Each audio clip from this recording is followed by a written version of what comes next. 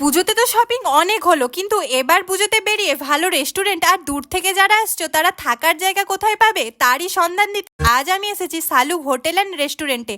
আর ওখানে যে ভেতরে গিয়ে এমন একটা জিনিস দেখবো কখনোই আশা করিনি। আমাদের তমলুকে এমন একটা লাক্সারি হোটেল অ্যান্ড রেস্টুরেন্ট রয়েছে যার অ্যাম্বিয়েন্সটা এক কথায় অসাধারণ। চলো তাহলে তোমাদের রুমগুলো দেখাই। এখানকার রুমটা দেখেই তোমরা বুঝতেই পারছো কতটা স্পেসিয়াস আর মডার্ন অ্যামিনিটিসে ভরপুর।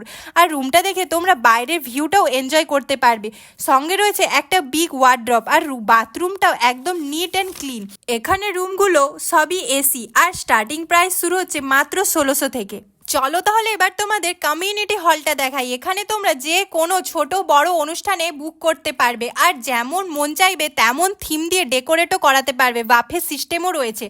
চলো এবার একটু খাওয়া দাওয়া হয়ে যাক। এখানে তোমরা 7টার ব্রেকফাস্ট থেকে শুরু করে লাঞ্চ ডিনার সব কিছুই পেয়ে যাবে। এটা কিন্তু একটা মাল্টি কুশন রেস্টুরেন্ট। এখানে তোমরা Chinese, western, continental, Thai food, Bengali food plus শালুকের কিছু স্পেশাল ডিশেস রয়েছে যেগুলো শুধুমাত্র এখানেই পাবে। আর বিভিন্ন ফ্লেভারের মকটেলসও রয়েছে। এত লাক্সারি দেখে তোমরা হয়তো ভাবে প্রাইসটা হয়তো অনেকটাই হাই হবে, এটা কিন্তু একদমই না। খুবই রিজনেবল প্রাইসে আর 5টা রেস্টুরেন্টের মতো খাবার দাবার পেয়ে যাবে। আর খাবারের কোয়ালিটি, টেস্ট এক কথায় পারফেক্ট।